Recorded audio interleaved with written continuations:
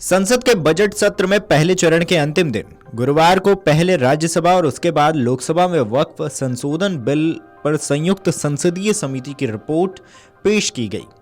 सत्ता पक्ष और विपक्ष के बीच जमकर तकरार हुई। अब जेपीसी की रिपोर्ट को लेकर मैनपुरी से समाजवादी पार्टी की सांसद डिंपल यादव का बड़ा बयान सामने आया है। उन्होंने इस बिल का जोरदार विरोध किया है। डिंपल यादव ने कहा है कि जिस तरह विपक्षी सदस्यों द्वारा दिए गए असहमति नोट को वक्फ संशोधन विधेयक में शामिल नहीं किया गया, सरकार मनमाने तरीके से यह विधेयक ला रही है। वे ध्यान भटकाने के लिए सत्र के आखिरी दिन विधेयक लेकर आए हैं। जिस तरह से आज बिल जो टेबल हुआ है वक्फ बोर्ड बिल, तो जो विपक्ष के सभी जो मेंबर्स थे इस कमेटी में, उनकी कोई भी बात जो पॉइंट्स रखे गए विपक्ष के सदस्य द्वारा कमेटी में, तो वो नहीं माने गए हैं। और ये मनमाने तरीके से सरकार कहीं ना कहीं ध्यान भटकाने के लिए आखिरी दिन ये बिल लेकर आई है हाउस में, क्योंकि जहां सरकार ने 65,000 करोड़ रुपीस का बजट पेश किया है, वहीं ये लोग किसानों के मुद्दे पे और हमारे जो युवा साथी है उनके मुद्दे में कोई जवाब नहीं दे पा रही है। तो कहीं ना कहीं ध्यान भटकाने की राजनीति को देखते हुए ये बिल आज टेबल हुआ है और किसी भी विपक्ष मेंबर्स की बात में नहीं मानी गई है कमेटी में। वहीं सपा सांसद इकरा हसन ने कहा है कि जिस तरीके से कमेटी की कार्यवाही हुई है उसमें भेदभाव किया गया है, सभी बिंदुओं को उसमें शामिल नहीं किया गया है। हम इस बिल का विरोध करते हैं, ये असंवैधानिक है और अल्पसंख्यकों के अधिकारों के खिलाफ है। हम शुरू से ही इसके खिलाफ थे।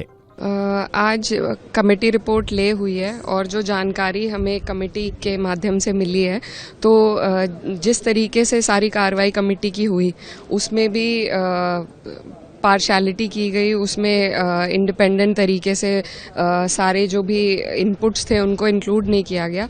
तो ये जो बिल है इसका हम विरोध करते हैं। It is unconstitutional and it is against the rights of minorities in this country. तो बिल्कुल हम लोग इसके शुरू से ही खिलाफ में थे, लेकिन जेपीसी के माध्यम से बहाना दिया गया कि हमारी बातें, हमारे जो विरोध हैं उनको भी संज्ञान में लेकर इंक्लूड किया जाएगा, लेकिन ऐसा नहीं हुआ है।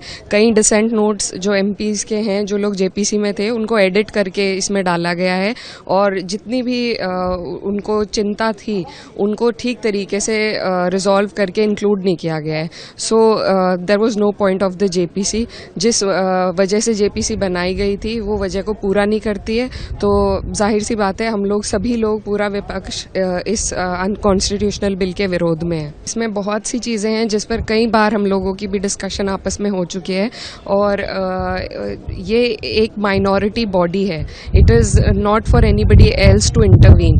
ऐसी बहुत से संस्थाएं होती हैं, अलग अलग मजहबों की अलग अलग संस्थाएं होती हैं, जो मजहब इंडिपेंडेंट हैं अपनी संस्थाओं को अपने हिसाब से चलाने के लिए, लेकिन सिर्फ वक्फ बोर्ड को इस तरीके से उसमें अपनी टांग अड़ाकर और उनकी राइट्स को छीनना वो बिल्कुल गलत है। तो बहुत सी कमेटी होती हैं, गुरुद्वारे की कमेटी होती हैं, अलग अलग मंदिरों की कमेटी होती हैं, तो सब अपने मजहब के हिसाब से चलती हैं, लेकिन सिर्फ वक्फ पे इस तरीके से हमला करना सरकार के द्वारा ये उचित नहीं है। वहीं सपा सांसद अवधेश प्रसाद ने भी वक्फ संशोधन विधेयक पर जेपीसी की रिपोर्ट के संबंध में कहा, बिल के संबंध में जो हमारा सुझाव था वो पूरी तरीके से अनदेखा किया गया। आज देश के सामने किसानों और रोजगार की समस्या है, इन सब से ध्यान हटाने के लिए इस तरह का बिल लाया गया है। हमने इस बिल का विरोध ही नहीं बल्कि बहिष्कार भी किया।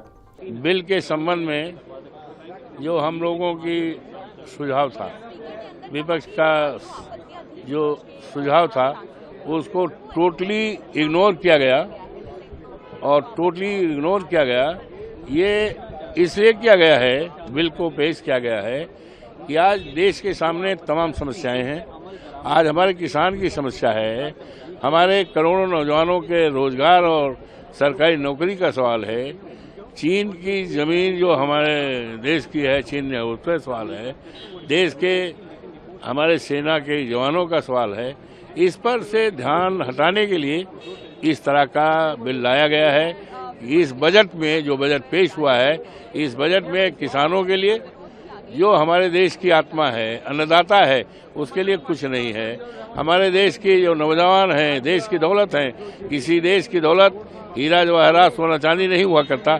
देश की दौलत वहाँ के नौजवान इंसान हैं, उनके लिए कुछ नहीं किया गया। पढ़े लिखे हैं, बेकार हैं, उनके लिए इस बजट में कुछ भी व्यवस्था नहीं है।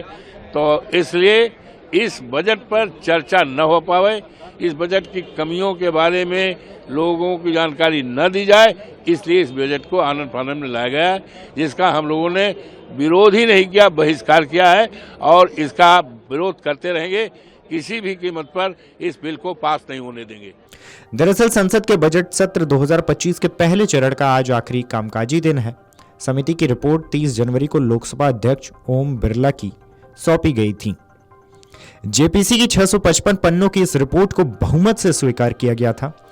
इसमें भाजपा सदस्यों की ओर से दिए गए सुझाव शामिल किए गए। विपक्षी सदस्यों ने इस रिपोर्ट को असंवैधानिक करार दिया। विपक्ष का आरोप है कि यह बिल वक्फ बोर्डों को बर्बाद कर देगा। अमर उजाला जीवांजलि के सारथी की मदद लें और महाकुंभ में स्नान जरूर करें।